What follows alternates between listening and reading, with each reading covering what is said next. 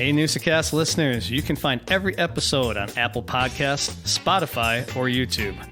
Please help us grow by subscribing or sharing the Newsa-Cast with friends, or follow us on Facebook, X, TikTok, or Instagram.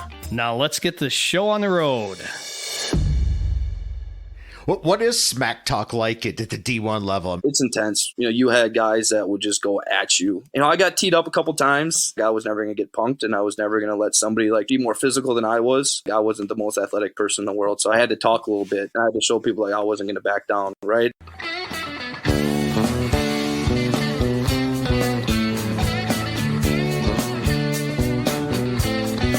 Welcome to the Newsa-Cast.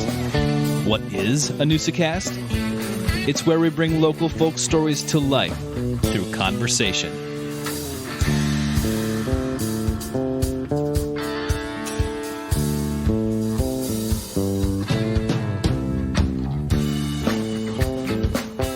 Hey, Newsa-Cast listeners, welcome to another episode of your favorite podcast in Northeast Wisconsin. That is the Newsa-Cast. We appreciate you tuning in for another episode.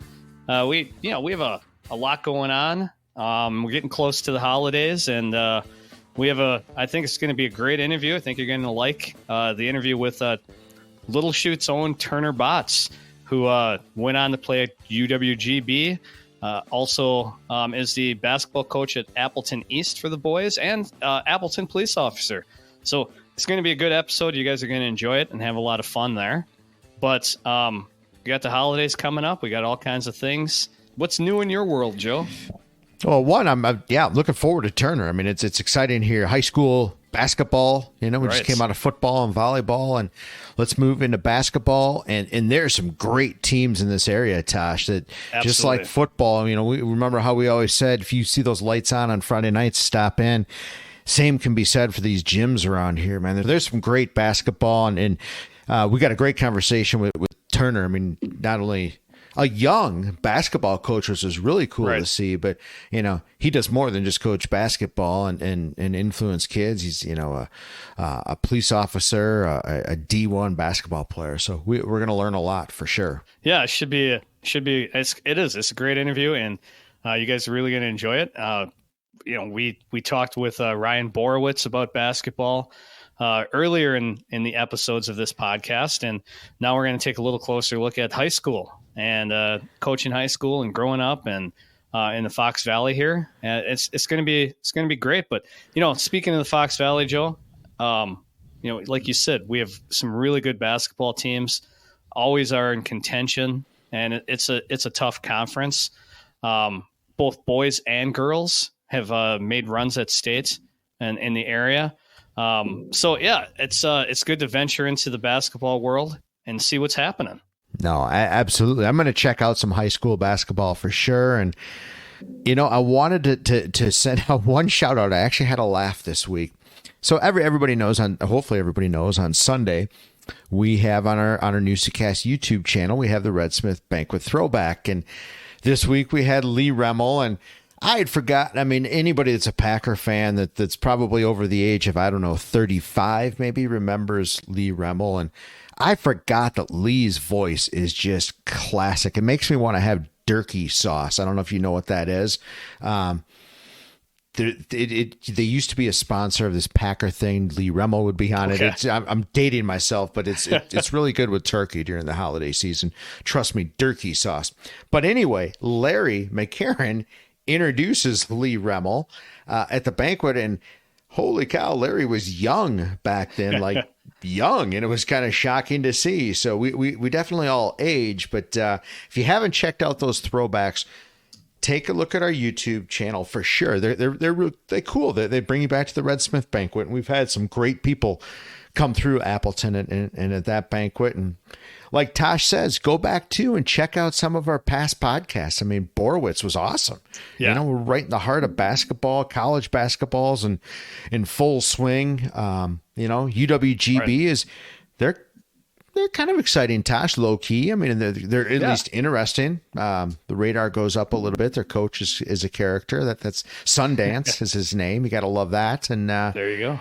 Yeah. So basketball's in full swing, Tosh, and Christmas is right around the corner. And Yeah. Let's go, right? Good time of year. Yeah, you know what? Speaking of Christmas and speaking of the holidays, I want to shout out the Fox Cities Festival of Lights, which is right down the street in the Darboy Community Park. And Nice. if you haven't got a chance to come and see that, this is, I want to say it's their third or fourth year. And they do a fantastic job. You can donate, you walk through it. They have a huge display of lights out here in the Darboy area at the Darboy Community Park, and they keep growing and getting bigger and bigger. And they do an excellent job. I know it's every Friday, Saturday, and Sunday nights. And they have this week, next week, and I think the weekend of New Year's, and then they shut it down. So they pretty much go from Thanksgiving through the New Year's weekend. And it's local. It's cool. They do a lot, donate money to the community through whatever donations come in. So go and check that out. Friday, Saturday, or Sunday nights. I think it starts at like 5 o'clock, 6 o'clock, and goes until like 9. So I like it. How's the traffic in the neighborhood? it depends if Santa's there or not. Oh, yeah, I suppose. Well, he's got to be getting busy. Yeah, exactly. The Grinch was there the other night. So Yeah, there we go. Friday nights seem to be busier than Saturdays. I don't know why. People just get out on Friday night after work and bring the kids. And so Friday nights seem to be typically one of the busier nights. And sometimes the cars do extend all the way down to our house, which is great for them because that means there's a lot of foot traffic coming through the park. I love it. Well, Merry Christmas, right, Tosh? Happy holidays. Keep following us and keep us in your thoughts. And when you're sitting down in between the family meals at Christmas, check out the podcast.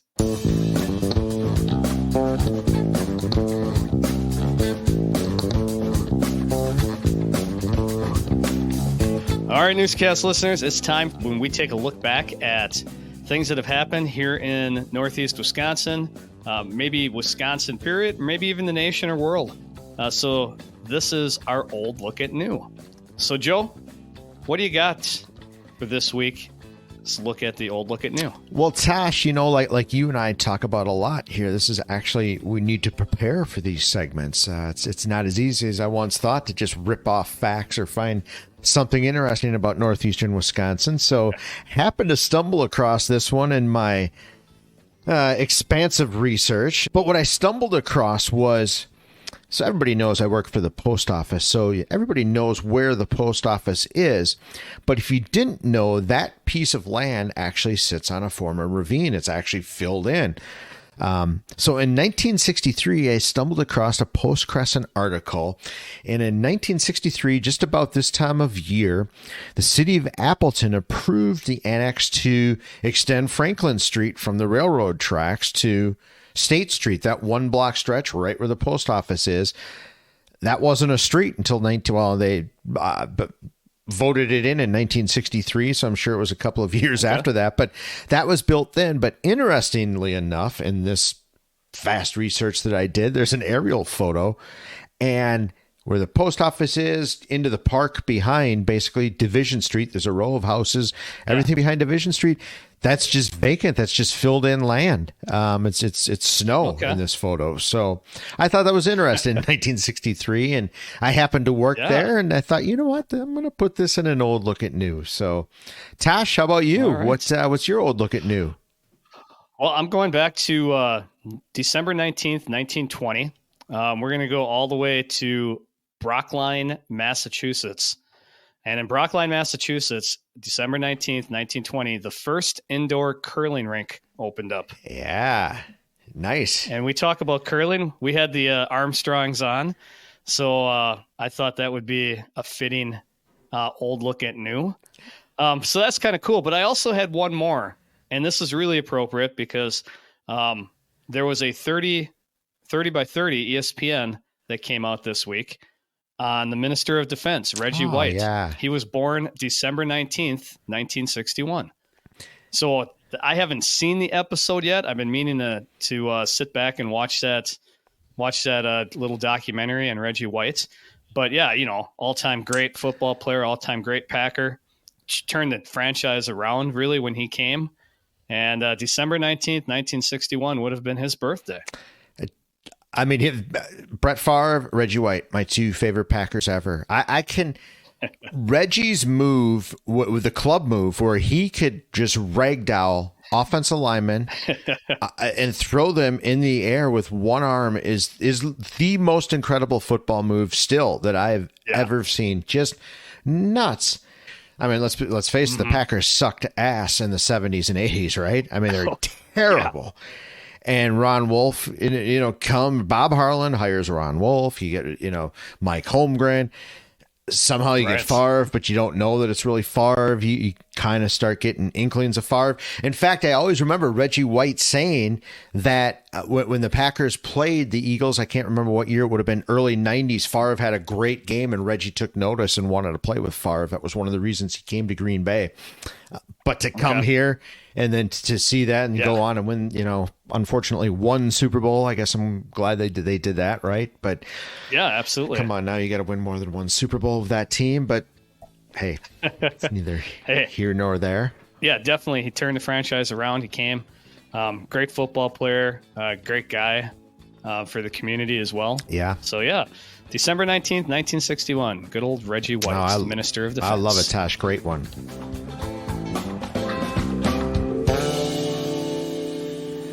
Well, Tosh, I like this one. Young coach, Appleton East coach, played Division I basketball at UWGB, Little Shoot star. Turner Botz, young kid, 28 years old, Tosh. We had a great conversation with Turner. Yeah, he's an excellent guy. Not only is he the basketball coach at Appleton East, he's also an SRO, so he's our school resource officer working with the Appleton Police Department. Excellent guy, does excellent things with kids. And not only in coaching level, but also in the high school level. And he's great story, excellent story. Talking about the influence of his parents, talking about the influences he's had throughout his career, and also just talking about the intensity of sports and how he handles that. No, absolutely. We get into it all. I mean, here's a kid, went to Little Shoot, was recruited to play Division I basketball. It's what, us parents, we dream about our kids doing that, and it doesn't really happen all that often. And Turner did that, and now he's in turn coaching kids that hope to play basketball sometime. So it was a really cool interview. We really enjoyed it, Tosh. He's a really engaging guy. We learned a lot. We talked about a little bit of life philosophies and life lessons. So we always enjoy this, Tosh, and I think our listeners will enjoy it as well. So Turner Botz, the current Appleton East head basketball coach. We're just going to kind of start off with maybe talking about growing up in the Fox Valley. And yeah, for sure. So for me, I started off at Little Shoot. A lot of people don't know, prior to getting into Little Shoot, I was actually in Kimberly. What brought my family into Little Shoot, though, was my dad. He was high school principal in Little Shoot. I think he started in 92, I think it was. Okay. So my family, I guess, originally started in Albany. My dad was coaching and teaching there. He got the high school principal job in Little Shoot. That moved us up into Darboy. So I lived in Darboy up until 7th grade when my dad got the superintendent job. When he had gotten that job, that forced us to have to move into the village of Little Shoot. That was one of the stipulations of the job. So we packed up from Darboy, went over to Little Shoot, and that's when I started at the middle school there. And that was great, right? Like everything about Little Shoot's awesome. I was really happy, doing that. Growing up with my dad being at the high school principal there, I had always told him, hey, I want to go to Little Shoot. I want to be a part of Little Shoot. I grew up going to Little Shoot football games, basketball games, all those things. Being a water boy for the football team, all those like really fun things I remember being young. Even living in Kimberly and Darboy at the time, I'd always said like, hey, I wanted to go into Little Shoot. Now, would that have actually happened? I don't know, but that's kind of I remember being a young kid, and that's what I envisioned. But anyway, like I said, moved into Little Shoot 7th grade. Met a lot of really, really good people. Best friends to today are all the guys that I still went to high school with. When I was in high school, everybody obviously knew me as a basketball player, right? Like that's what people even to this day. We talk about high school hoops and my time playing basketball, but I was a football kid there too. I had a actually pretty bad spinal cord injury my sophomore year of high school that kind of forced me out of being able to like really do the contact of football. So the only way I could get like cleared as part of my physical is I had to become a kicker, right? So I kicked field goals. I kicked off because I wasn't able to like have that contact anymore. All because of that spinal cord injury. It was pretty gruesome. I had lost feeling in both my legs and arms for about 25 minutes. It was right about it. I think the first weekend of October. So I actually missed a little bit of basketball that sophomore year, just at the tail end of, or the start of the year. Just because I had to regain some strength and power that I had lost because of the spinal cord injury. But played football all the way through senior year. Like I said, just the kicker my junior and senior year. And then also messed around with track and baseball a little bit too in the spring, up until like when AAU basketball really started to get too much after my sophomore year. Then I kind of had to be done with that because, the spring sport, that is, just because AAU basketball was so big in April that right. I wasn't around, the baseball field enough, or the track and field to really be a part of what was going on there. So it was one of those things where I felt guilty, right? I couldn't do both. So did all the AAU stuff in the spring, but again, just finished my high school basketball and football career, junior and senior year, and that was a ton of fun. Going back and just kind of thinking about elementary school and playing and stuff, was basketball always something that, this is my sport? I have other sports that I like, but was basketball your true love? Yeah, it honestly bounced back between football and basketball, right? Like I was a kid that, it sounds cliche, but I just loved to compete. So it was really like whatever year I was or whatever season it was what it was about. But as the older I got, basketball really became more prevalent as to like what I really invested my time into. And then when I had that injury my sophomore year of football, like that really put the lock that football wasn't going to be a thing for me anymore. And I really locked in on basketball. So, when that football injury happened, like it was a no brainer, right? Like I'm basketball through and through. And I love the game, right? That's why it's carried me like to what I'm doing now. So even if I didn't have that injury, I probably still would end up where I was. But it just kind of made it easy for me. Turner, was Coach Peterson your kicking coach at Little Chute? He was. Nice. How was that experience? He's a legend in the kicking game. Yeah, he was great. He helped me a lot. Like I said, I was a guy that had absolutely no idea what to do when it came to kicking field goals or kicking off, but I just wanted to be a part of it. Like I said before, I just love to compete, right? So it's like I didn't want to leave my buddies. I didn't want to not be a part of a football team anymore. So the only way for me to still be a part of it was I had to adapt, to try and fill a role. And Coach Enns at the time, our head football coach, gave me a great opportunity to do that. Now, I probably certainly wasn't the best one out there. I'm sure we could have gotten a soccer kid like we usually do and have them kick off or, kick extra points, whatever it was. And they probably could have done it just as good, if not better than I did. But again, I think he understood the situation I was in and just, he gave me a great opportunity to still be a part of things. I appreciated that for sure. I've often thought that as a football official, that's a lethal weapon for a high school to have, especially a soccer kid, just a good kicker. And in high school, you can definitely win games with a kicker. For sure. Yeah, I mean, there's just so many things. Like if you can get into field goal position, you can rely that you can get 3 points on the board, or if you're going to kick off and you can ensure that your kicker's going to get a touchback, and now you can set your defense at the 20. Like those are huge things, right? Like you just take the variable out of that. So. Yeah, like I said, it was a great opportunity for me. I wish I could have been out there doing other things, but just having the opportunity to still be a part of a team and playing football, because like I said, it's a sport I really did enjoy and wish I could have done more as a junior and senior. It was still a good experience. Sure.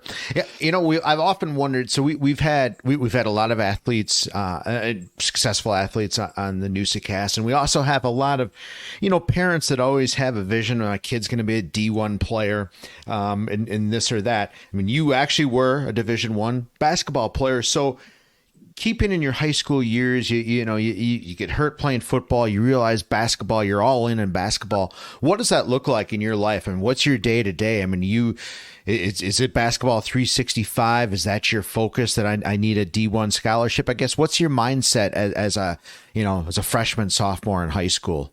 Well, I guess I'll start off by saying, like, I was really fortunate to be around a lot of really good people. And what I mean by that was, like, my peers and then a coaching staff at Little Chute that really put me in positions to be successful. You talk about the peers that I was around, like, just some we look back at it, like just some kids that were really good at just leading and accepting me. I was a 3-year varsity player at Little Chute. I didn't play up on varsity as a freshman. I played up on JV. And that it, again, now being in the coaching role, and I can kind of see this full circle now, it takes a special group of kids to accept a kid that is an underclassman, who people know about that's probably supposed to be pretty good. But until they show like what they can do, it takes a special group to really accept that kid, and kind of let him be who he is, and show who he is.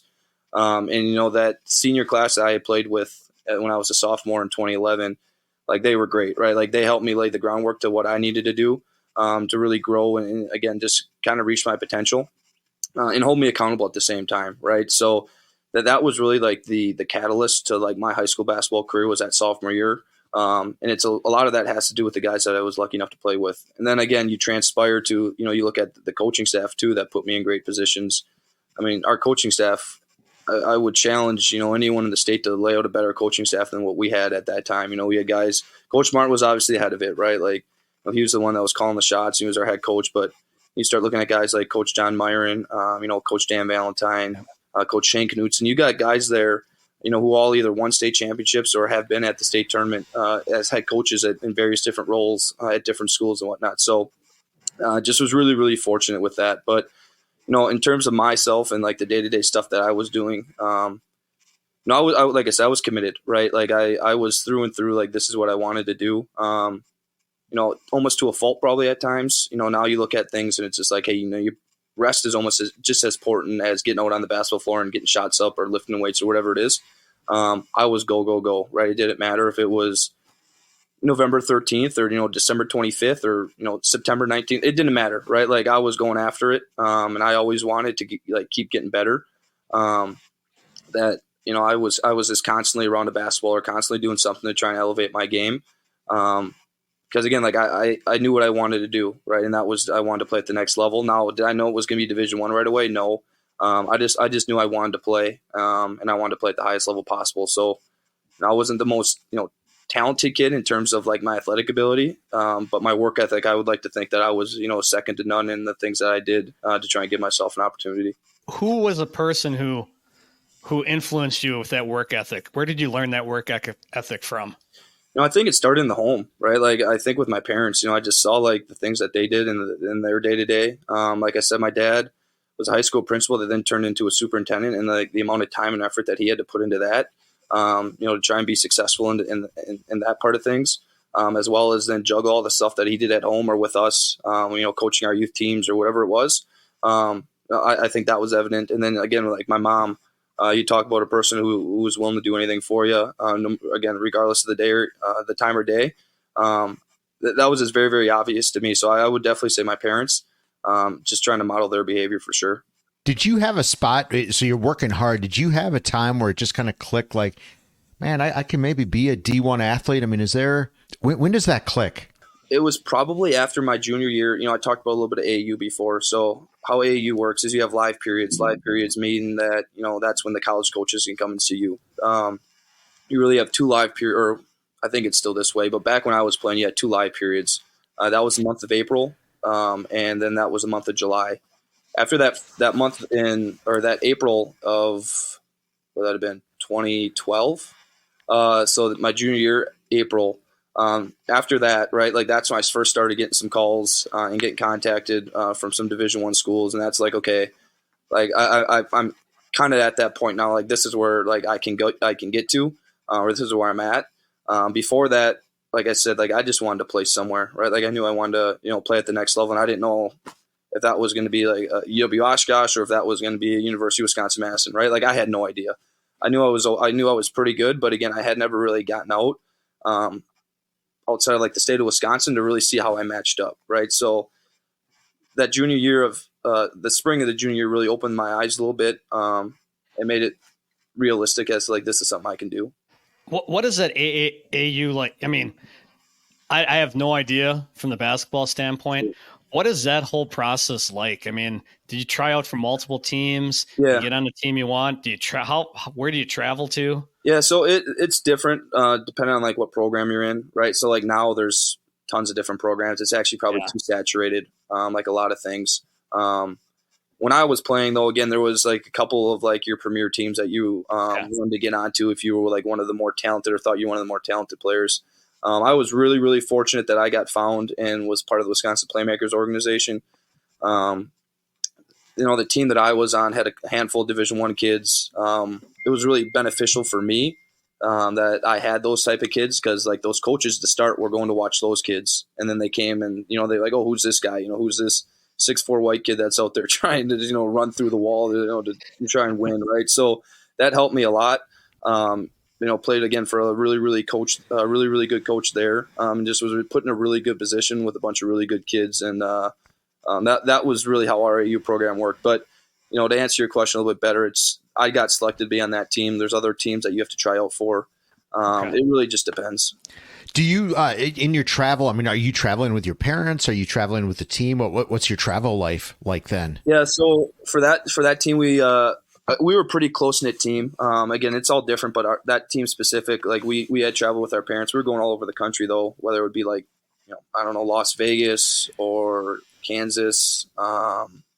We'd stay in the Midwest, sometimes go to Indiana. Really the only Wisconsin-based tournaments we would have were called the NY2LA tournaments in Milwaukee, and I think that was like twice a year. We were in Milwaukee. Outside of that, we're going out of the state, catching flights, like I said, to Vegas or Florida or whatever it is, to go play on a national schedule. So I know it's parents. I had – my kids are a little bit older, so I certainly remember I had a boy that traveled soccer and one that played lacrosse. So same thing. You're catching flights. You're in the car with your parents and looking at it as a dad. And I know Tosh has done the same thing with hockey. So as a dad, I look back on those moments, and those are some of the best times I ever had as a kid. Do you, I guess as a kid, now that you're maybe a little bit older, do you reflect on those times, hanging with dad, hanging with mom and dad, however you traveled as a group? Do you look back with fond memories of those times, of those specific, just in the car with the parents?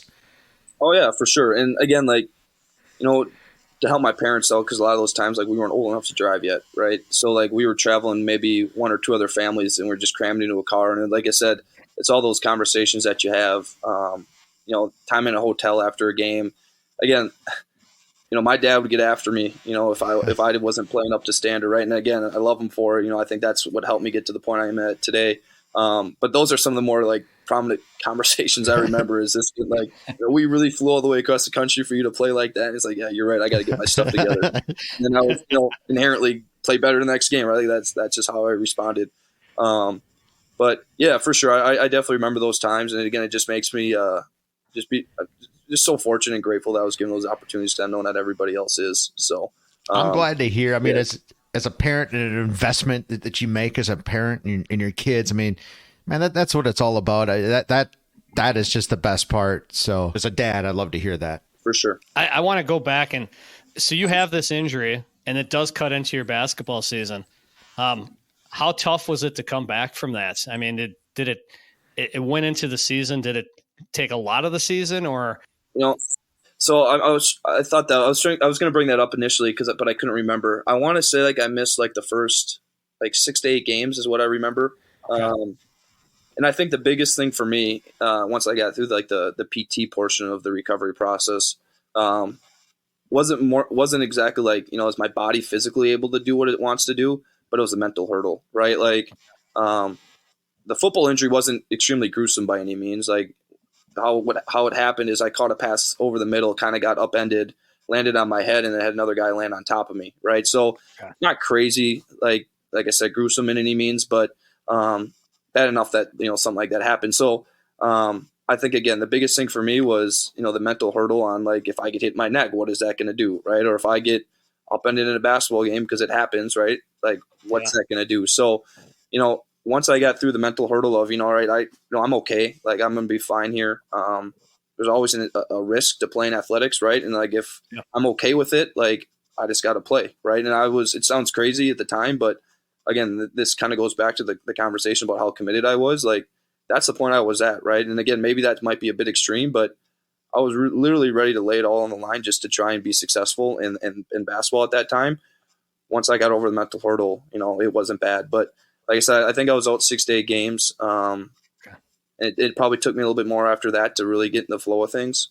And that goes back to the conversation again about having a really good group of seniors and really really, really good teammates that just let me kind of do my thing for a little bit until we were full speed ahead. So I know you always look back and sometimes you're like, there's a silver lining to things. Was there a silver lining to this injury? Did it help you become a stronger player in the future and person who you are? Yeah, I would think, because again, like, talk basketball specific, it allowed me a ton more time to just focus on basketball, right? Because I was a basketball kid, like I wanted to be really, really good at football. So I was trying to do everything necessary to do that, right? And I also wanted to be really, really good at basketball. You only have so many hours in the day, right? So when the football thing was kind of taken away from me, I didn't obviously put as much time in kicking as I probably should because my brain immediately flipped to basketball, right? So the silver lining in all this is, yes, it probably helped me elevate my basketball game and get me to a level that I probably wouldn't have gotten to had I stayed with both. But again, I haven't really thought about that much. But again, like that's probably my answer is, it just allowed me to get better in basketball because it allowed me to spend more time in the gym. Maybe as a coach, you'll have to think about how to answer this. But academically, I mean, how are you juggling academics and getting to where you want to be in sports? Was that tough for you? Well, again, it helped. So me, right, and I'll be the first one to tell you, I was never the brightest kid in the world, right? Like I didn't enjoy school as much as I probably should have. Now I understood the importance of it, right? Like I never had any academic issues.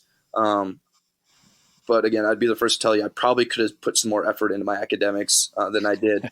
But again, with having a dad that, was an educator, like I was never allowed to slack to the point where I would ever be like academically ineligible, right? Like that was never going to happen because again, like he's the leader of our school, right? So if your own son's not figuring out what you can't get it figured out, that's not a great look, right? So my parents were always hard on me on academics, despite my unwillingness to want to do it at times. Like I said, it was never a problem. I did what was necessary, to get good grades and not have that affect any like my college recruiting or anything like that. Despite like I said, not always wanting to put the most time into it. So, taking that question into, and we haven't talked about your GB career, but I'm always curious. So in the college world, I mean, that's a whole different life. You're traveling and all of that. I mean, was that more difficult in college academically to keep up on your studies or easier? Yeah, no, I mean, it's definitely harder. So when you're playing at the Division I level and you're gone in the season, like all the time, right? You're playing 2 road games a week. If you're on the road, you're obviously when your butt's not in a seat in class, you're missing things. I don't care if you have your academic advisors that travel with you like we did or not, that are, helping you out to try and, teach you the content that you may have missed when you're gone. If you're not actually taking in the information and you're not, in a classroom and you're collaborating with other students or the teacher, like you're going to miss things. It just is what it is. So, it definitely was a struggle, that first freshman year. Again, not that I got horrible grades, but it was kind of a shock to the system where it's like, man, I definitely have to put the effort that I put in high school was not going to fly at the college level. Harder classes, the curriculum more difficult. The teachers don't give you as much time as much like leniency, I guess, is what the high school teachers may have given you. It definitely was more difficult, trying to juggle the whole basketball thing on top of that. So that's really where I got the organization and the discipline that, when you have free time, it's not time to, go play video games or go take a nap. It's time to get your head in a book so you can get that stuff squared away because, later on that day you have practice and then you have weightlifting and then you're really not going to feel like doing anything when you get back to your dorm or apartment at 8 a.m. or 8 p.m. So it was definitely more difficult though, for sure. Did you know what you wanted to be when you grew up at that age? I actually did. I didn't know exactly what my route was going to be getting there, but I knew that I wanted to get into law enforcement when I was done with school for sure. Looking back at your senior year, so you get through your junior year, you have a good junior year. In your senior year, you start getting the recruiting calls. You have a good season. How was that senior year? Is it, was it difficult for you to get through that year and have that year come to an end, or is it just you still have memories of playing that senior year? And did you take a leadership role and model yourself after those leaders who helped you as a sophomore? I mean, I would hope that's what guys would say about me, is that, I was one of those guys that tried to lead by example. And when I was, again, I'll be the first to tell you, I was intense, right? Like I expected, like if I was going to be doing all this stuff and like I had that will to win, like I was never going to ask anybody to do anything that I wasn't doing. And I understood not a lot of people were going to put the same effort that I was going to put forward. But I also, at the end of the day, I still held people accountable, right? And like, I wanted to win, and that's all I cared about, right? So I was probably, again, over the top at times. None of my like I said, none of my former teammates, some of the best friends in the world that I still have today, ever tell me that. But again, I would get after it because that's how much I cared, right? And I didn't want anything more at that time than to bring a state championship back to Little Chute. The high school has never won a state championship team sport in anything, right? And I knew that at the time, and that's all I wanted, right? Like, I didn't care about anything about personal accolades. I didn't care about how we did it. I just knew that that's what I wanted, for our team and for our village was to be able to bring back a state championship. No, to this day, still, like, I don't think about it often, right? Like, I've moved on, right? Like, that's my senior year of high school. Like, I found peace that didn't work out and that it wasn't meant to be.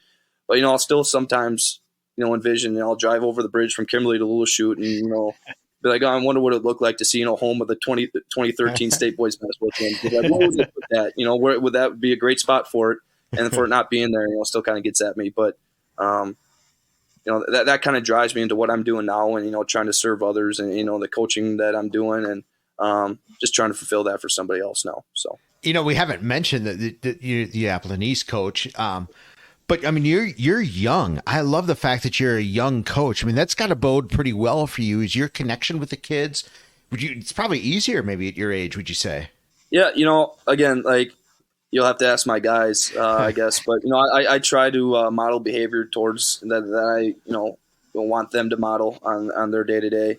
I try to connect with them on a personal level at times that, like I said, I think it's easier because of my age, right? Like, I think I can, reference some of the things that they may be talking about or listening to on the radio, right? As crazy as it sounds. But, my age, I think definitely helps. I think it helps them kind of open up to me as well. That it wasn't very long ago that I was going through the same things that they were going through. And then you talk about like my college experience as well, right? Like, that's what a lot of them want, right? I don't know if they don't always know what that entails, but when they start, they all want to play at the next level, whether it's in basketball, football, baseball, whatever it is. A lot of them always want to play at the next level.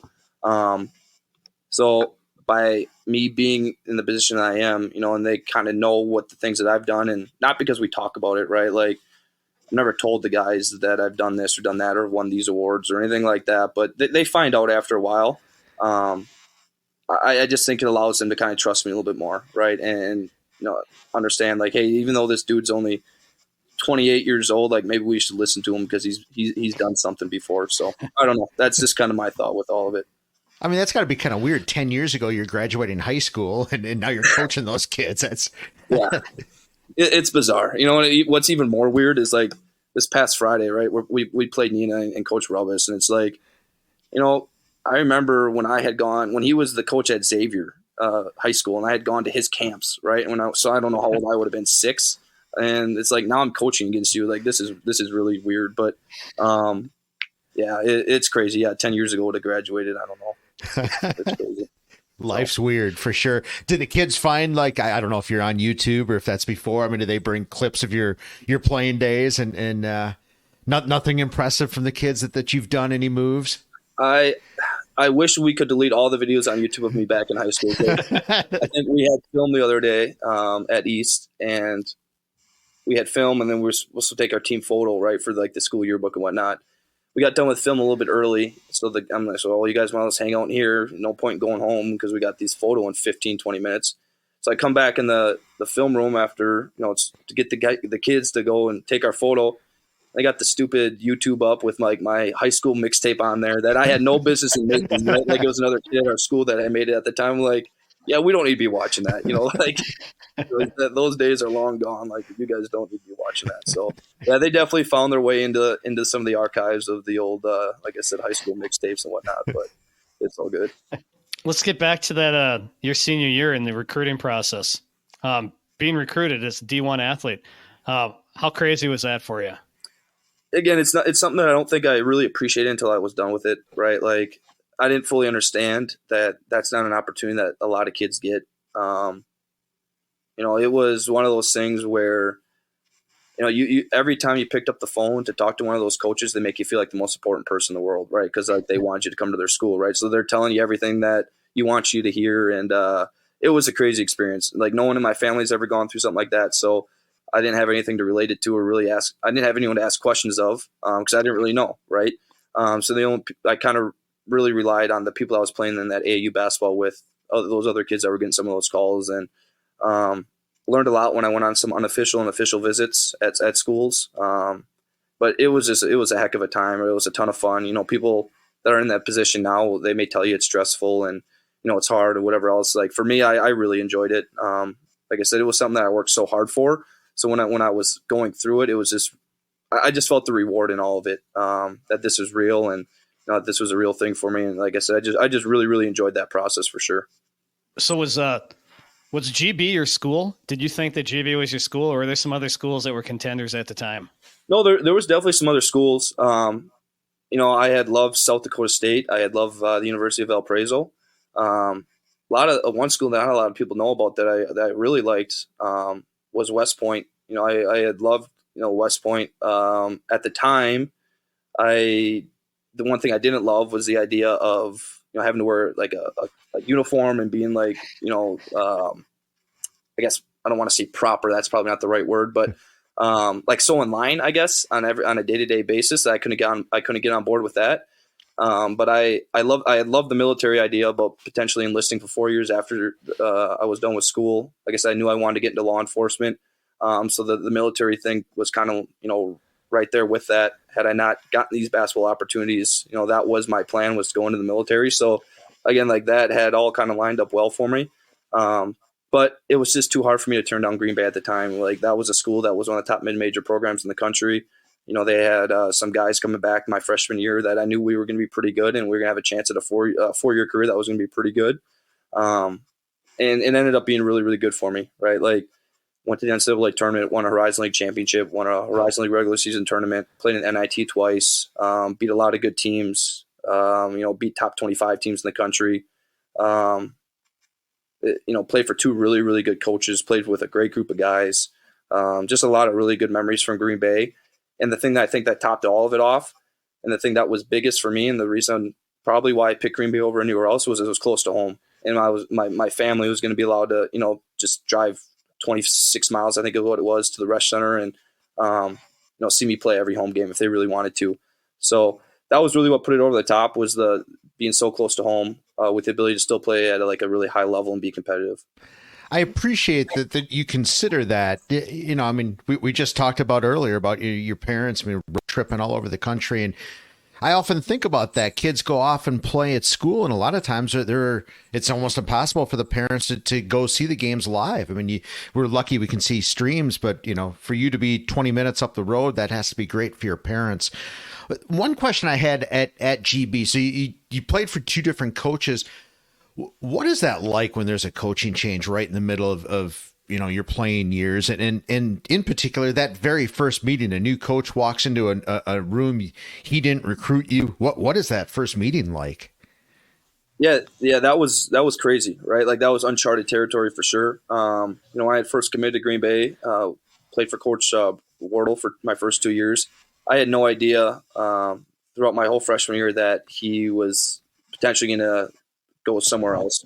But again, we had a really good year. We had won the Horizon League tournament or Horizon League regular season that year. So naturally, right, some of the bigger schools are going to start calling because now he's proven himself, right? So my sophomore year, you start hearing rumors, especially mid-season, that again, we're having another really good year, that Coach Wardle might get out at the end of the year. We play at Illinois State as our last game of the year as part of the NIT tournament. We lose in the tournament at Illinois State. And I think it was like 4 or 5 days after that he accepted the job at Bradley. So now it's like, well, what am I going to do? Right? Like, am I going to stay at Green Bay? Am I going to go somewhere else? Who is this new coach? Like, what's the system? Am I going to fit in that? Is he going to even want me? Right? Like, those are all things that you think about. So you kind of have to start having a plan as if it doesn't work out here, like, again, where am I going to go? What am I going to do? Now, I was really, really fortunate when Coach Darner came in, that immediately, we had our team meeting, or he brought everybody back. That was, obviously that he wanted. And it was like, hey, we're going to compete right away and we're going to get to the NCAA tournament this year. Like, oh, all right. Like that's easy to jump on board with, right? Like I got a guy here that really believes in us, and he wasn't blowing smoke. Like you can tell when you're talking with somebody and it's like, all right, they're just trying to say the right things to keep people on board, or, start off on the right foot, whatever it is. But it was just different with Coach Darner. So When he talked, it was very, very powerful. And it was an easy decision for me to want to stay there. Now, had that conversation gone differently or had he not wanted me to stay or whatever it was, yeah, then that would have been tough. Then I would have to go obviously try and find somewhere else. But with Coach Darner, it was such a smooth transition that I didn't have any problems with it at all. So. Sure. When Coach Wardle, accepts the new job, I mean, how does he let you guys know? Or do you even get a chance to see him? Is he just out of town on the next bus? Or Yeah, no, he had actually called the meeting. So we actually had seen it break first, and no fault to him, right? He obviously didn't want it to go this way, but I think it popped up on our ESPN app, and it's said Brian Wardle to Bradley, and shortly thereafter, we had a team meeting, and he told us that way, and then I think he was out of town a couple days after that. But yeah, it first started with the ESPN, and then the team meeting he had told us in person. So sure. So I'm assuming that one of your highlights obviously is playing in the NCAA tournament. I mean, I can't even imagine. I mean, a high school kid, great high school career, but I mean, we all love March Madness. I mean, and then to get the opportunity to walk into one of those arenas and you're playing in March Madness. I mean, come on, that's got to be an unbelievable feeling. Yeah. You say that, and I'm sitting here, I still get goosebumps thinking of that, because that was the highlight of my basketball career, regardless of level. To have that opportunity to play at Chesapeake Arena in Oklahoma City against Texas A&M. They won the SEC that year. Had a lot of really good players, guys that are playing in the NBA still currently and on overseas contracts. That was just really, really special, to be able to have that opportunity, because that's something that I thought about for a really long time prior to that point.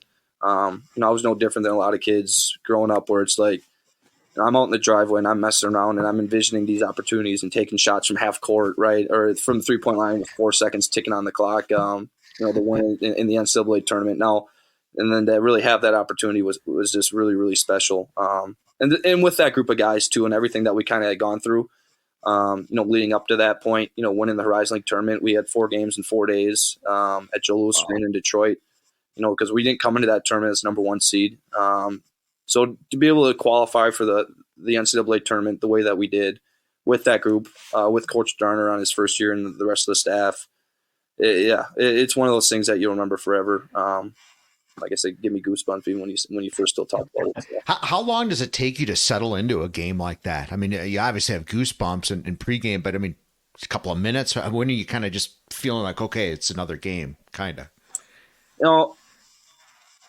It's hard to honestly. I can't even tell you. I don't really remember. What I can tell you is the first 2 minutes of that game after the ball got tipped, I really don't remember at all, which is probably not good, right? That means I was in a good live game. It's one of those things you never want to be in.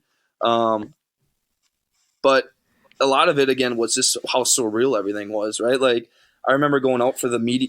So how the NCAA tournament works is, you say you play on, I think we played on a Thursday.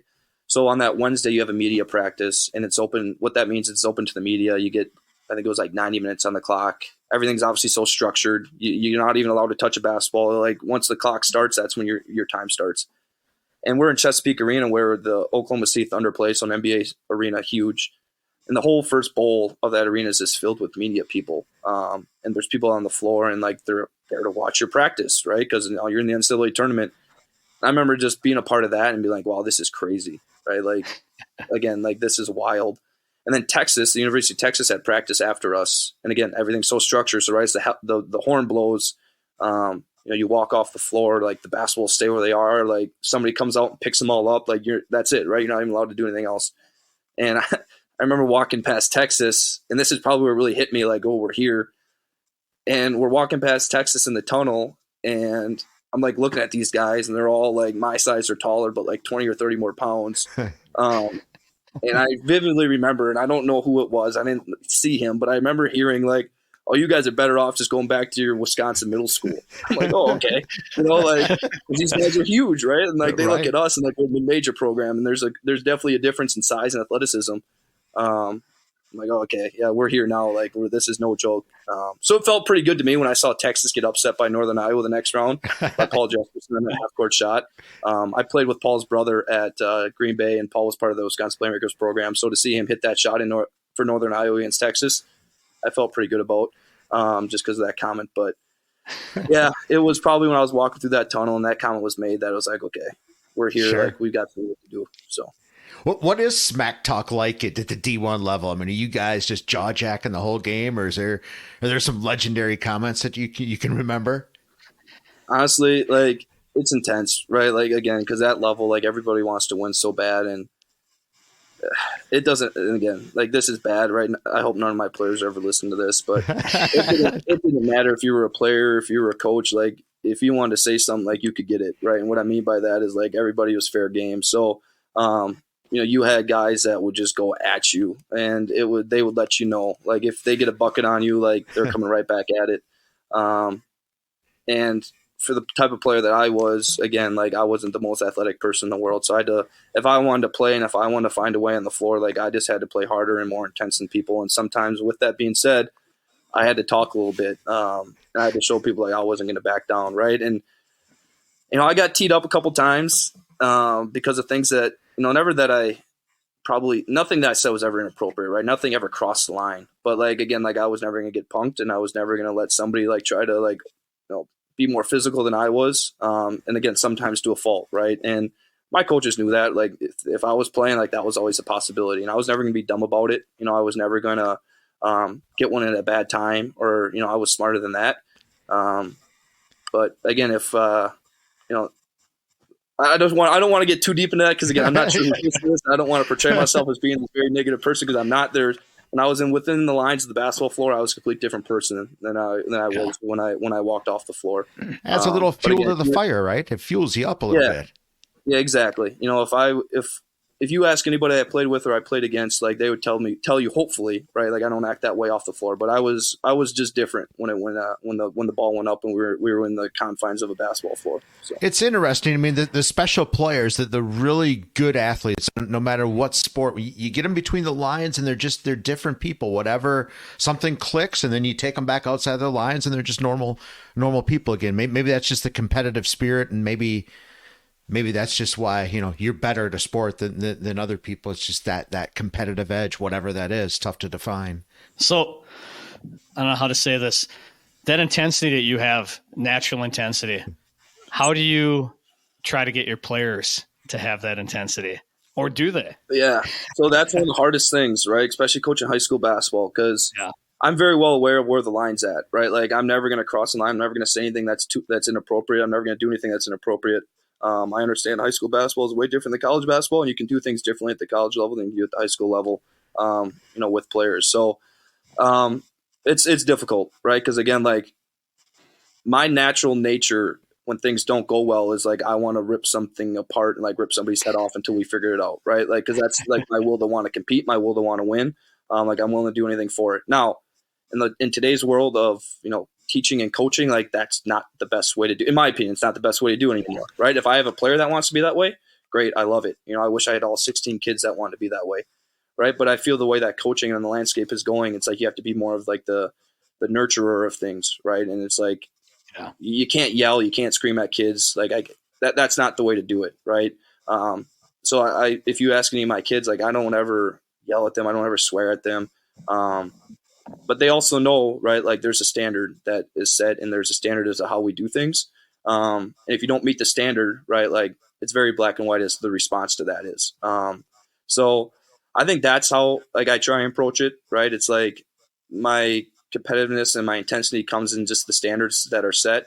And there's no deviating from the standard. I truly believe, like, if we do it consistently for a long enough period of time, that we're going to see change, or we're going to see, success, we're going to be successful. And I'm not sure if that's going to be in 2 years or 3 years, but it all goes around that, that word of culture, and, trying to, instill a culture into the program, specifically at East, to try and create winners, not only on the basketball floor, but in life. So, that's really how I bottled my competitive nature, and, trying to show these kids is, like, what it's about to be successful. It's just really by setting a standard and upholding a culture. I read a quote somewhere on your offensive philosophy, how you coach it. You said something to the effect that you change your offensive philosophy with the kids. Is that, I guess, one, is that true? And two, I guess, Is that sort of a reflection maybe on travel ball? These kids are so developed by the time you see them in high school. Why? What's the thought behind that? Yeah. So yeah, exactly. I don't have a set way of how we're going to play at East, year in and year out. Now, again, there's a standard as to like what's acceptable in terms of, we're never going to, be a team that's, going to be undisciplined or, that isn't going to be like fundamentally sound. Right. But like, if we got a bunch of slow kids that are unathletic, like we're not going to run up and down the floor and try and get 70 possessions a game. Right. Because that would be dumb. We got a bunch of slow and unathletic kids. We're going to slow it down and we're going to run some like set continuity on the offensive side of the basketball. Right. And then vice versa on defense, we're not going to be up in gaps and trying to pressure to, or trap to try and make steals. Right. We're going to be in more of a pack or whatever it is, to try and limit, team's ability to extend us out, to then, space us out, whatever. Whereas if we have a fast team, right, we're going to be pushing it. We're going to be doing things a little bit more free flowing, and we're going to get in passing lanes defensively to try and, speed things up. So certainly every year things are going to look different based on the kids that we have. I think the reason that it is that way, for me is,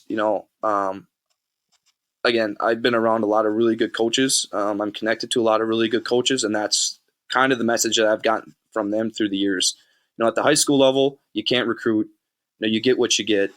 You kind of have to make it fit to the kids that you have that year. And if you get stuck in that's what all the good coaches do. If you get stuck in a system year after year, and you don't have the kids to plug into that system, well, that's when you're going to start getting like the inconsistencies and wins and whatever else. So, the last 2 years at East, we'll say last year and a half, have we won as many games as we wanted to? Absolutely not. Right. Like we want to win all the games and we haven't won enough. But again, like we're still setting a culture and we're still trying to set standards. And with high school kids, it's really, really hard to do that. But certainly up for the challenge. I mean, the FVA, is there a tougher conference to play in? It's a battle every single night. Yeah, and that too, right? Like, again, you look at the coaches and the teams that you're playing against. If you look up and down the board, you got coaches that have coached at the Division II college level. You've got coaches that have coached in high school that have won state championships. You got Division I recruits here, Division I recruits there.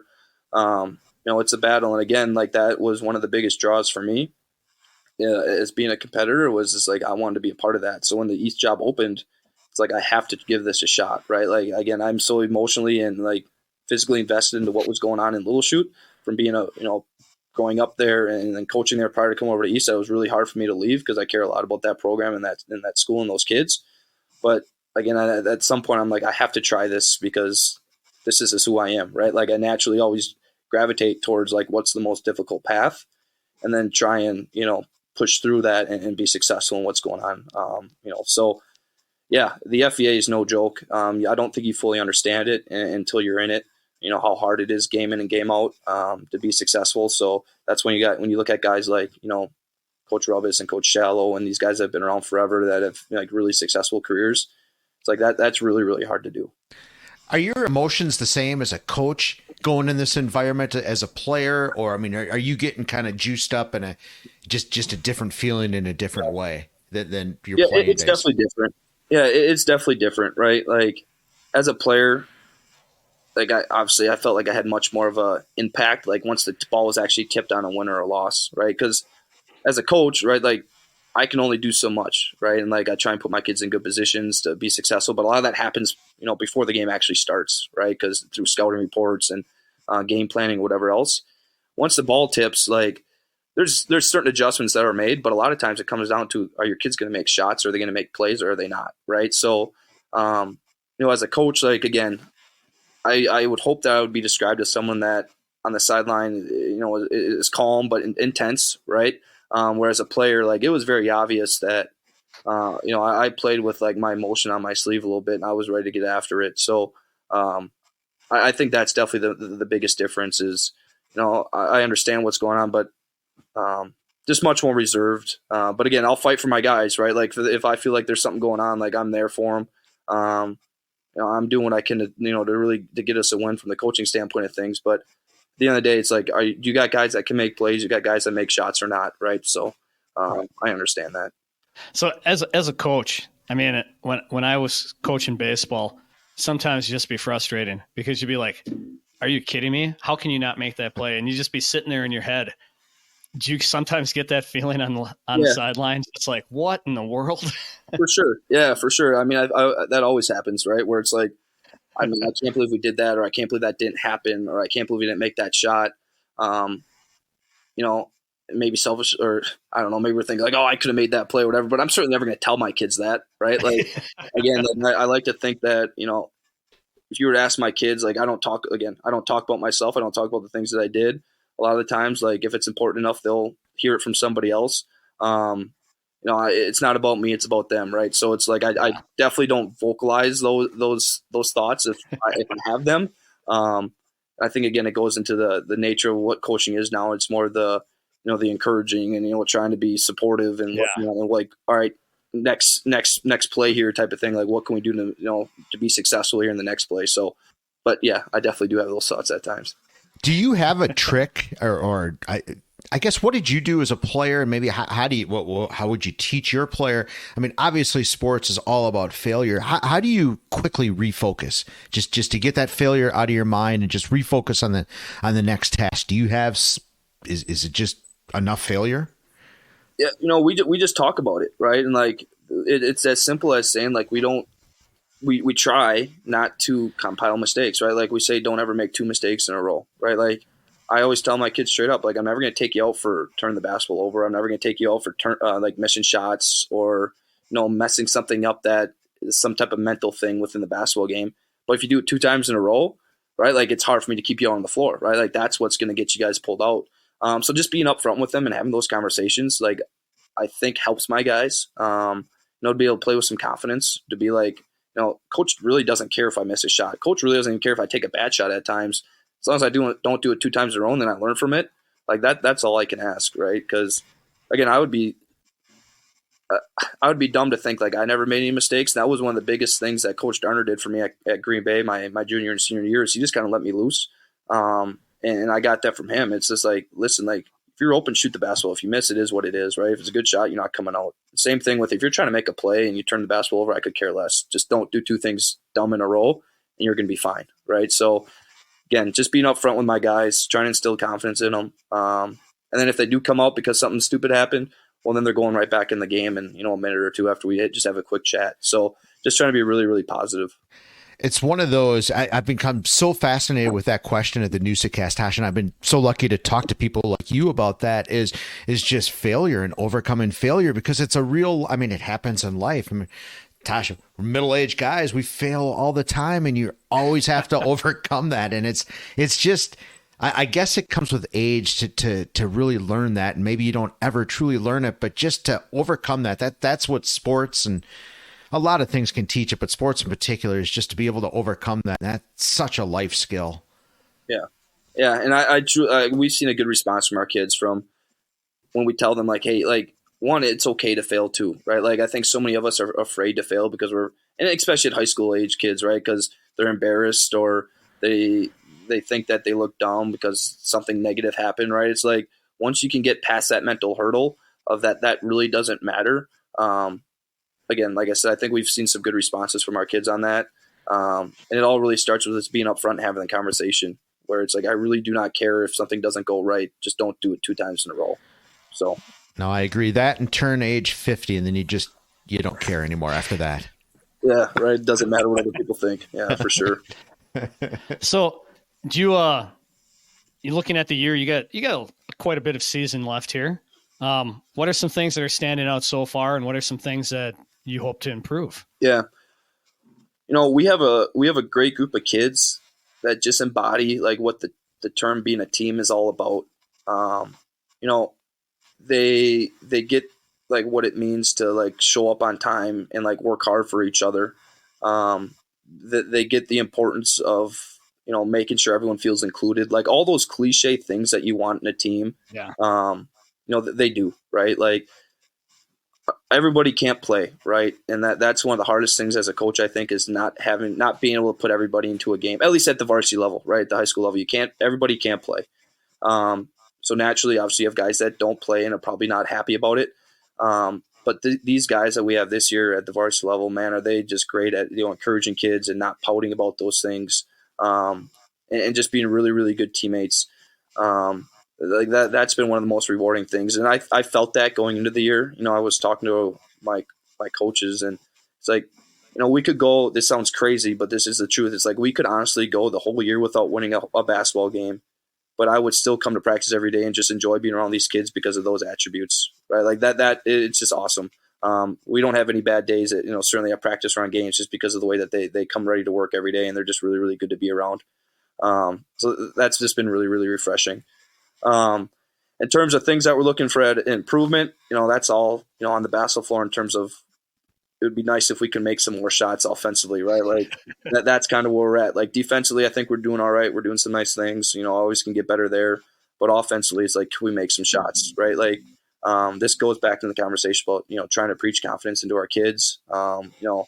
We shoot a ton, but it's just like, hey, again, if you feel like you're open, just take the shot and make it, right? Like that's it, right? And if you miss it, it's fine. Like we'll get it on the second time around. But it's like that's really where I'm at right now. It's just like I got to try and find opportunities to put these kids in good spots to make shots take shots that they can make. And hopefully at some point here we can flip a switch and start being a little bit more consistent with that.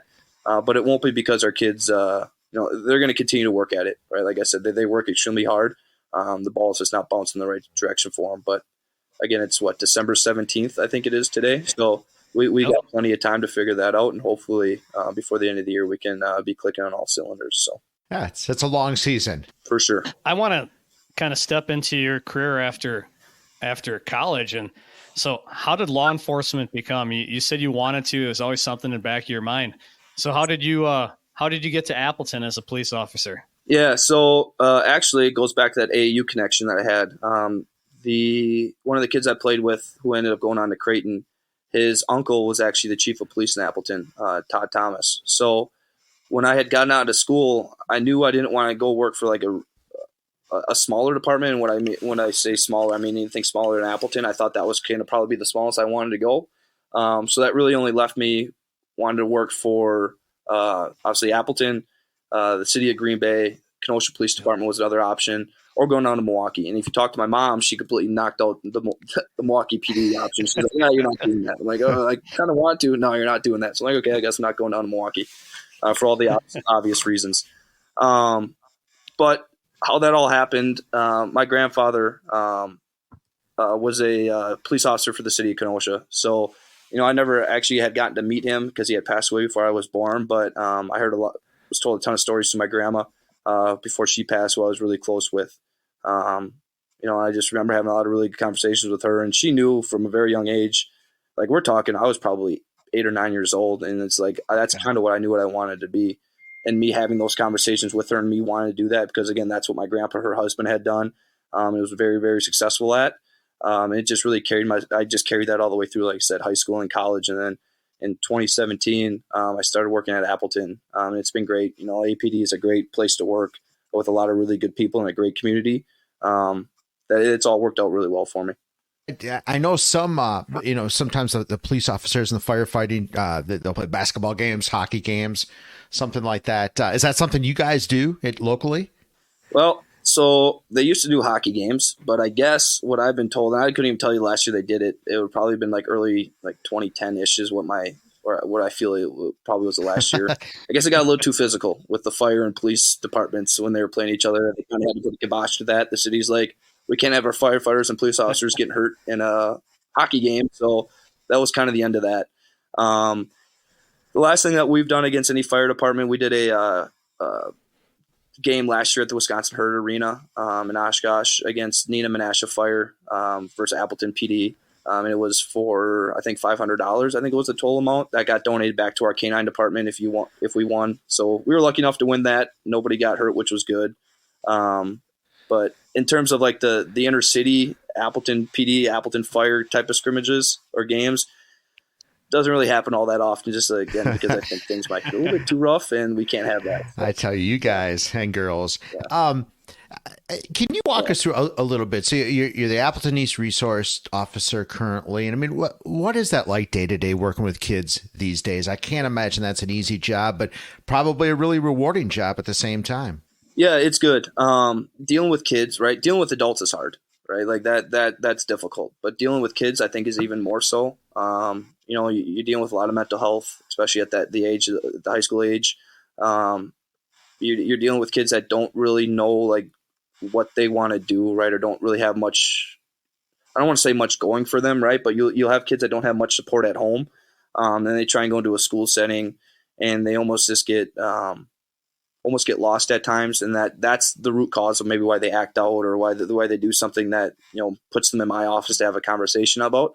But it's those conversations that when you actually get through to kids like that and you see progress, and then you see like those kids now starting to be successful, that's the rewarding part of all of this, and the part that I really enjoy. It's not the giving. Obviously, it's not giving kids tickets or doing anything like that. It's like when you can actually get through to a kid and you see some positive change because of something that you've directly done with him, that's the most rewarding. And then on top of all that, once they leave the school, whether it's, for summer vacation or they leave the school because they've graduated, that now they're starting to be successful in the community. Like that's the end goal, right? It's like we're trying to make people successful in the community when they're adults. Right. That's the most rewarding part of it all. So, yes, does it have its challenges? Absolutely. But it's a fun gig, and it's a certainly a rewarding one. I'll bet. When a kid comes into your office, maybe even for the first time, are you taking that approach, really trying to look for the good as opposed to the bad right off the bat? For sure, right? Like I think, the sad part about some of the stuff that I do is some of the kids I deal with, like I've dealt directly with their parents on the road, and I can understand, when I say the road, I mean working patrol. Mm-hmm. I understand kind of why they are the way that they are, right? And it's no fault of their own, right? Like they were put in a crappy situation. Like I would be no different probably if I was put in the same situation that they were in or are put in. So usually the first time talking to a kid, especially in a situation like that, the way that I approach that, it's just like, I got to try and find a way to get this kid to trust me, right? Because like naturally, right, wrong, or indifferent, they were raised to maybe not trust the police, right? Or not trust somebody in my position. So now it's on me to try and right this wrong, to show this kid like, hey, I actually do care about you, right? Like I really do care about what's going on with you. And I'm not here, to lock you up or to give you this punitive, citation to have to go and pay or whatever it is, right? Like, let's try and find a solution to the problem, so you can be successful. Right. And, it's follow through too. Right. And again, like this goes into the coaching part of it. It's like, I can tell you all these things and I can say, hey, you should do all these things, but after you leave my office, if I don't check back in with you, or if I don't, make a note to comment on like when you're doing things well, like, well, then they kids see right through you. Right. So it's like, just trying to, be positive with these kids and, try and show them that I'm here to try and support them. But also hold you accountable when you mess up. Right. But again, just explain like what the process is and why we're doing what we're doing. And, just really try and show these kids that you're there for them. That's an interesting point you bring up, is that follow through. That's the hard part and the part that we don't always want to do. But man, that's such a huge part about it. If somebody sees that somebody genuinely cares well after the fact, I mean that's almost as important. That's a huge part of it. Yeah, it's as easy as just saying hi to a kid in the hallway, right? That even if was a bad interaction you had with them the day prior, not holding on to those grudges or whatever it is, right? Like, these are kids, right? So, I'm 29 years old or 28 years old. Like, I'm not gonna hold on to things, that a 15 through 18-year-old kid said to me. Again, like I'm here for a reason to really try and affect these kids in a positive way. And if at the end of the day they don't want that assistance from me or they don't want the help, like that's fine. But I'm certainly not going to stop trying until they're out of the building. So. Yeah, it's rewarding. I have a ton of fun with it. It's a really, really good thing going right now for me. So now, are you out on patrol too as well? So you have your duties at East. How often are you out on the street? Just regular patrol? So not very often right now. Like back in the summertime, I go into like some investigative work. Really, I don't cover patrol much anymore. I get pushed more in the investigative world when I'm not at East. So is that pretty fascinating? That's got to be kind of a cool job. Yeah, it's fun. It's just a different change of pace, right? So it's like whether it's like you're doing stuff, working on cases, or you're doing like some warrant apprehension stuff, looking for fugitives, whatever it is. it's fun work. And on top of all my stuff going on east, I'm also an active member on our city SWAT team. So that takes up a lot of my time, doing stuff like that and training and, operations, whatever it is. So I'm certainly busy. I certainly don't have as much time as I wish I would at times. But like I said, it's the bigger picture for me. I'm doing this all because I really like giving back, and I've been giving a lot. So I enjoy what I do. Now, it sounds like, man, what a life you live.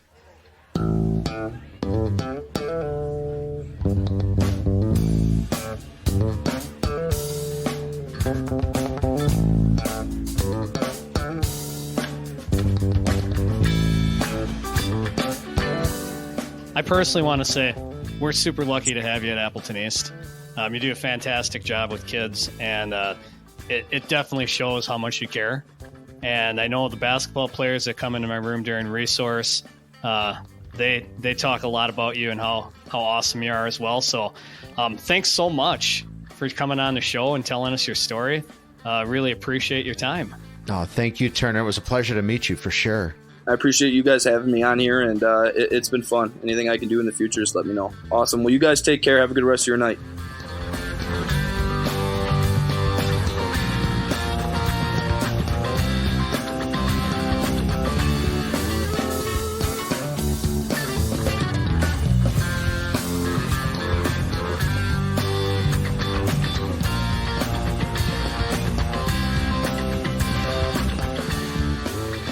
Well, folks, it's that time again, special time during the podcast where we have our Red Smith Sports Award Banquet Throwback.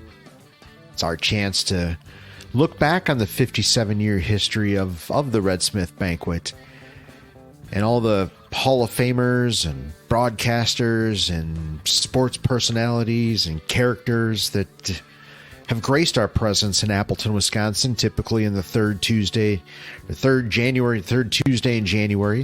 They'd come to the Paper Valley Hotel or the Country Air, and they'd tell stories. And they would receive awards and leave us laughing and just having a good old time.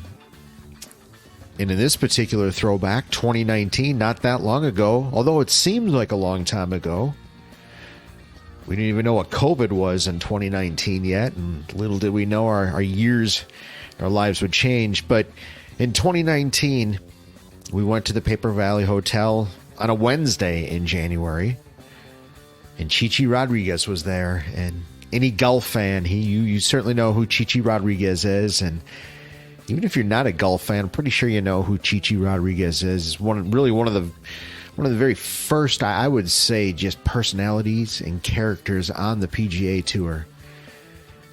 And he still carries that with him to this day. I mean, we laughed hard that night. I think he said hi to everybody that was in attendance. I'm pretty sure that happened. So why don't we sit back? Let's go grab our putter. Let's do a couple of olays around the living room, and let's listen to Chichi Rodriguez and enjoy a Red Smith Banquet Throwback.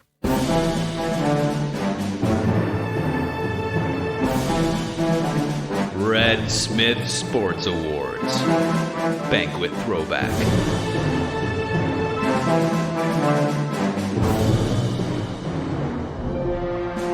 The Red Smith Award, of course, goes to someone who has made some unique contributions to sport in Wisconsin, and also epitomizes the great values that Red Smith exhibited.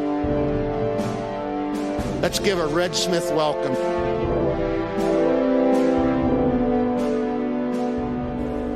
Ladies and gentlemen, we are so proud to have with us the Shield Sports Nice Guy Award winner, World Golf Hall of Famer.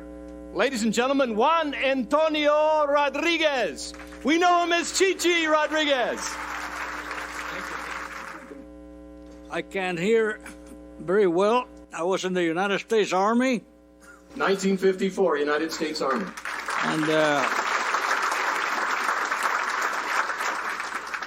And I was a cannoneer with the 105 Hauser. And in those days, they didn't give you earplugs, so I'm paying that penalty. Now I can't hear. And sometimes at home, when I'm with my wife, I'm happy that I can't hear. I'm the only man in the world that when I got married, my wife made me a millionaire. I was a multi-millionaire before I married her. You know, I just left home, and you know what she told me? She says, you can do anything you want to do as long as you don't enjoy it. You know the difference between a wife and a girlfriend? 50 pounds.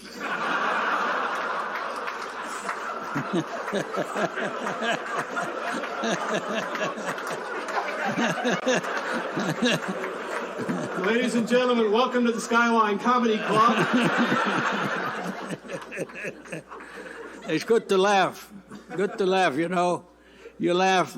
My family, my grandfather died at 115. Huh? And my grandmother died at 114. On my father's side, both of them over 100 on my mother's side. So I'm going to live. I'm going to get stem cells now. And they told me they can drop my age by 50 years. So I'm going to live to be 150.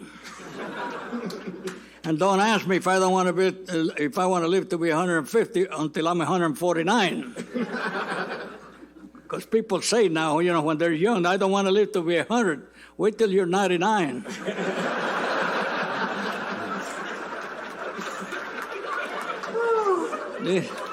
This guy was asking me here if I play golf, you know, if I still play golf.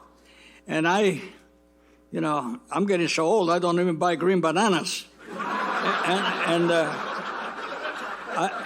I hit the driver. I hit the driver, and I can hear the ball land. That's when you know you had it. Okay, Dave. Now he turns to me. When did you become Chichi? How'd that happen? When did they say, Juan Anton? No, Chichi. Chichi. Well, I used to be a baseball player. Yep. I was a pitcher. That was your first passion, wasn't it? Yeah, I was a pitcher, and I went up to AA. I pitched the same team with Juan Pizarro, and in Class A ball, believe it or not, our pinch winner was Roberto Clemente. Yes.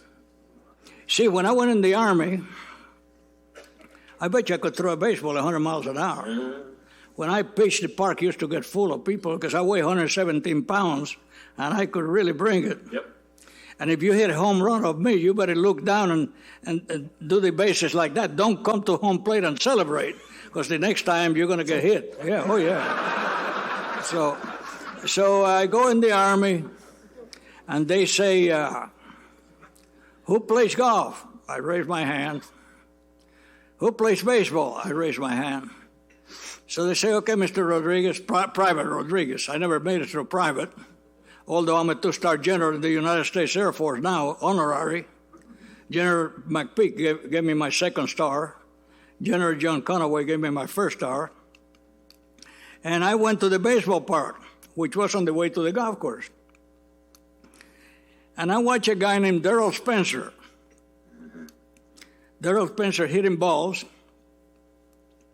And he was the first guy to play second base at Candlestick Park when the Giants moved from New York to San Francisco. I know more about baseball than golf, to tell you the truth. And you can ask me some question trivia in baseball. No, you keep going. That's quite all right. I like that manager for Milwaukee, man. Is he good? Wow, he's a genius. It takes one to recognize another.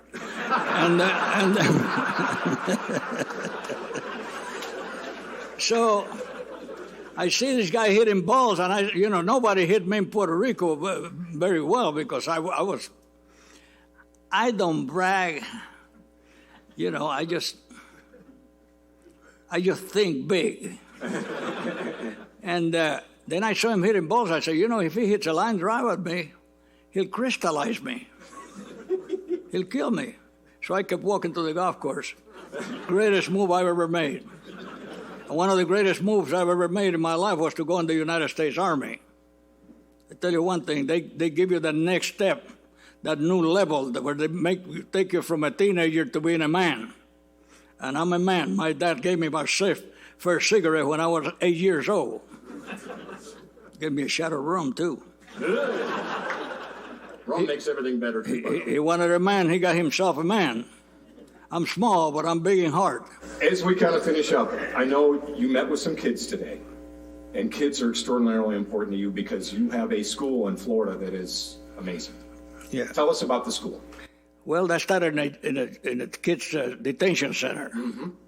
I get this guy named Bill Hayes, tall guy, about 6'4".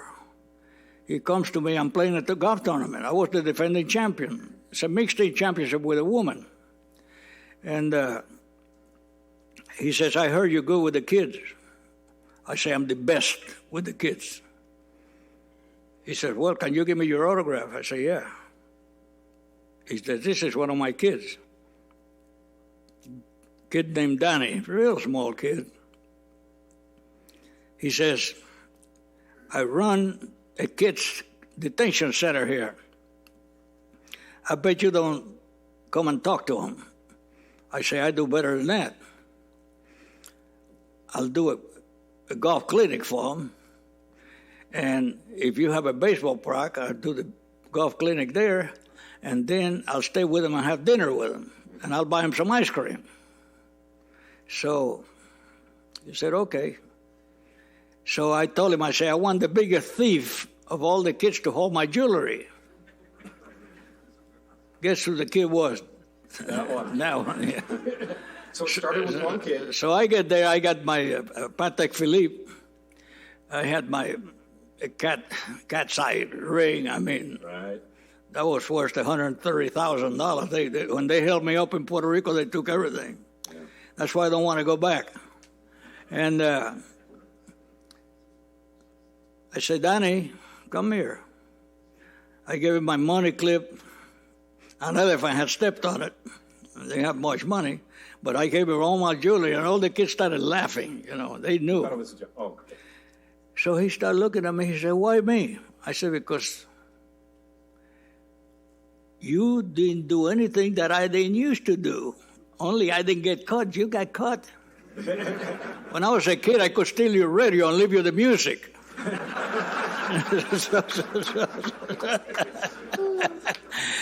So I gave the clinic. Mr. Hayes is driving me home to the hotel, and he says, I got to find a way to keep these kids from coming here. Mm-hmm.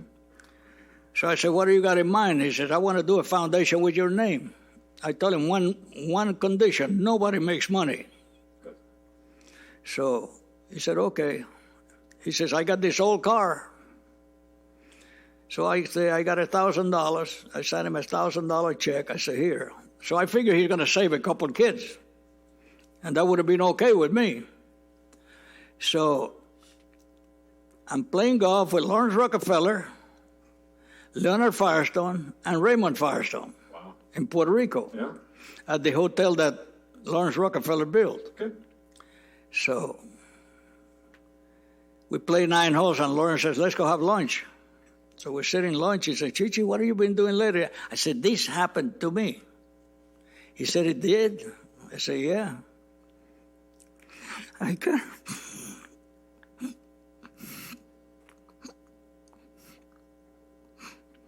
Sorry.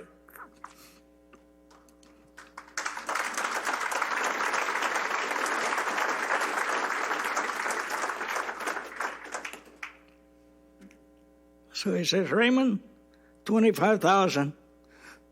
Leonard, 25. Me, 25. Get that thing going. We took about 20 more kids out of the jail and put them in the school. Anyway, my school, my kids respect the flag. They pledge allegiance to the flag every day. We have an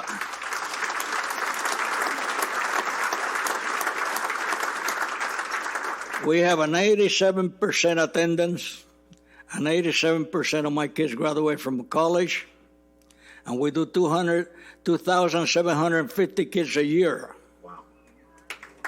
Yeah. No federal money. We don't want no federal money. We raise money like you do here. All of you should be very, very proud what you do here tonight. The kids are the future. They need your help. So the first year we made $5,000 profit. We took more kids out. So I asked Jack Nicklaus. Jack Nicklaus is a great man. You know, you only see the great golfer, but he's a great man. He's a man you can trust. And we did a tournament called Chi-Chi and the Bear. Mm-hmm. Remember that? And Jack said, well, what are your goals? I said, we want to make $1 million in one day. Jack said, well, we can do it. So another Irishman, Tom Daly, we had made $873,000, and I showed up to this par 3, and I said, Tom, you're going to make a hole in one here. Let's do it. He says, I never made one. If I make one, how much are you short? I said, we're 137,000 or 127, whatever it was, short. And he says, if I make the hole in one, I'll cover it for the $1 million. Yeah. And he hit the ball. I say, it's in the hole. Bam, right in the hole. Yeah. So we made $1 million, and we spent $10,000 doing $1 million. Beautiful. And then the foundation got started, and it's still going. My kids are number one in mathematics and science and English in the whole state of Florida. Chi-Chi, I think we need to wrap, but I think we could go for another half an hour, but I think we have other guests we need to bring up. Chi-Chi, it's been a delight. I don't think they want me to go.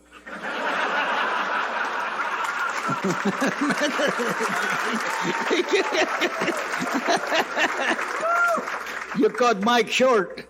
Cut Mike a little short. This is...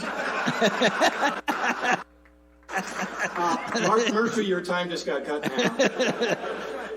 No, that's fine. But tell you what, we promised a photo op. If you're ready, let's do it. Ladies and gentlemen, again, our Shield Sports Nice Guy Award winner, UCY. Ladies and gentlemen, Chi-Chi Rodriguez.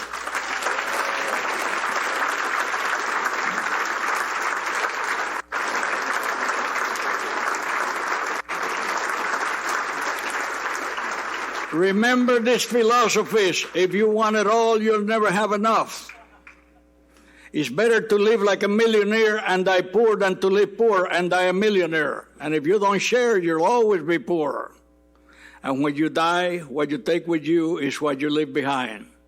Give the kids the vehicle to be taxpayers instead of tax burdens, to be our executives instead of our felons.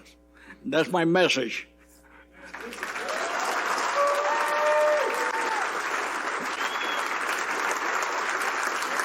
Chi-Chi Rodriguez! Thank you. Fantastic, Chi-Chi.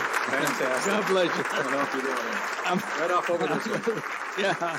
Take a picture too.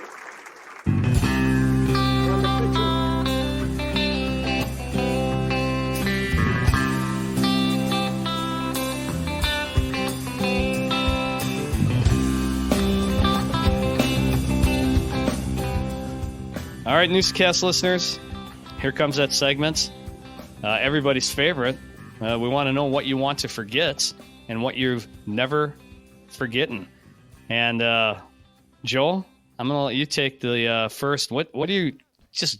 I don't want to think about this anymore. What do you got? Well, Tosh, this is an easy one. You know, I don't know if people know you and I typically record this on a Sunday night. That's just become our Newsa-Cast day and night. And I'm forgetting the Packers, Tosh. It's put a fork in them, right? I don't know. It's not surprising. It happens. People forget. I mean, Favre wasn't the greatest in his second year. Rodgers wasn't the greatest, early on. Love is showing signs, whatever, say whatever you want about the defensive coordinator. I mean, Swiss cheese, that doesn't have more holes than that Packer defense. That was unbelievable. But yeah, forgetting Tosh, we're forgetting the Pack. And in some sense, I want to give a little advice. It's coming from getting up there now in years. I can reflect a little bit. Enjoy this, folks. I know that it sucks that the Packers aren't playing anymore, but look at these next few weekends as total freedom for you. You can do whatever you want to do. You can watch football if you want. You can Christmas shop. You can enjoy family time, kids time. You can do whatever you want to do and not have to stress out over the Packers, Tosh. You're free. Think about it, right? Think about it. There you go. All right, Tosh, how about you? What's forgotten in your life? Well, I'm a science teacher. I have a lot of credits in weather, and I knew coming in, looking at all the forecasts and stuff with El Nino.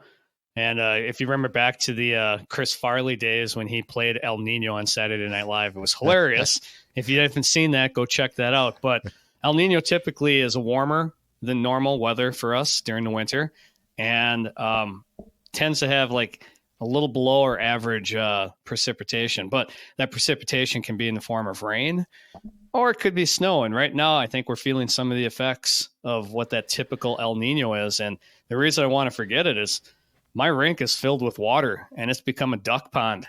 I need ice. I need cold, and we're not going to get any cold for the next week at least.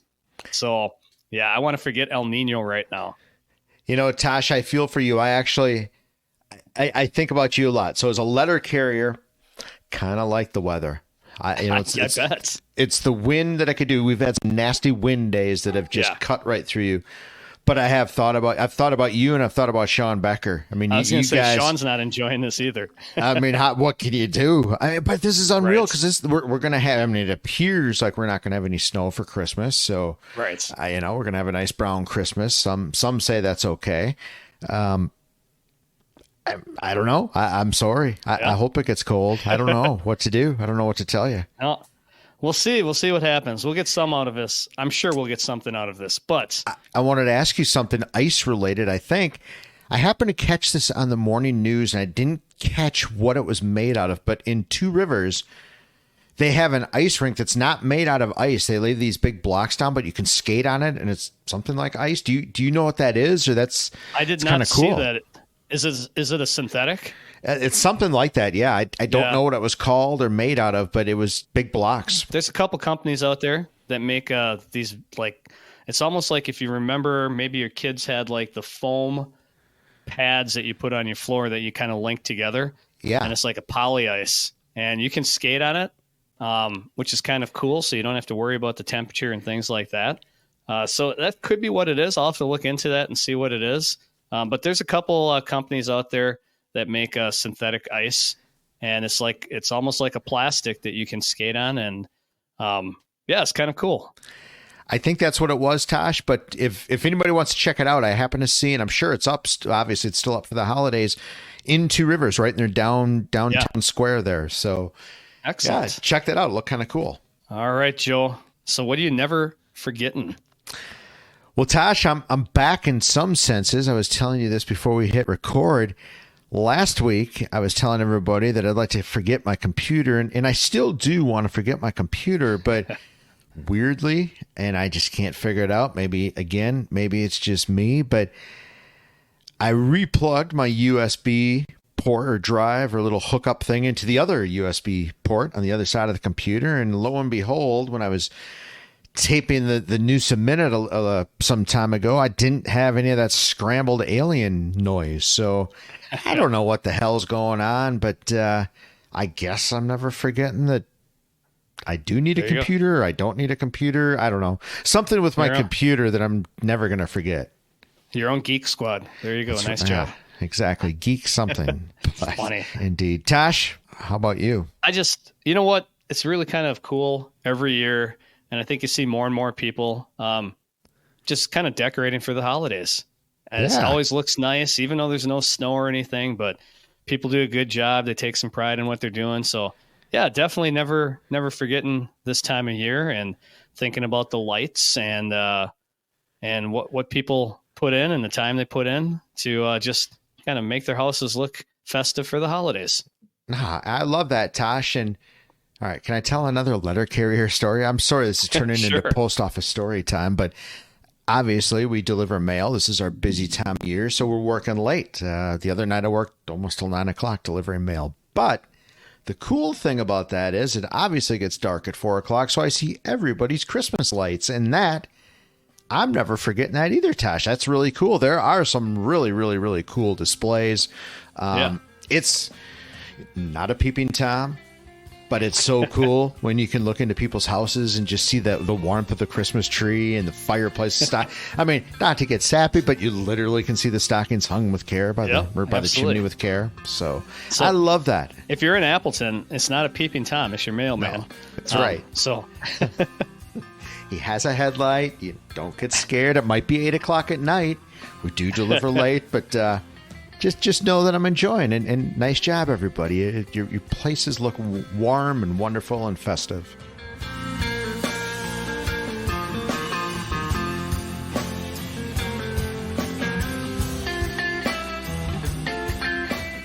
thank you for listening to another great episode of the Newsa-Cast.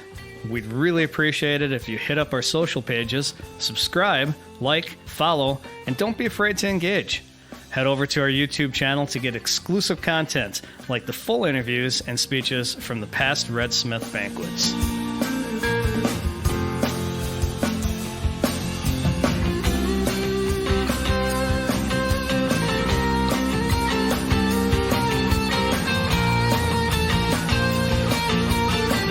Thanks for listening to the Newsa-Cast. We really appreciate your support. If you haven't subscribed yet, please do so and tell a friend.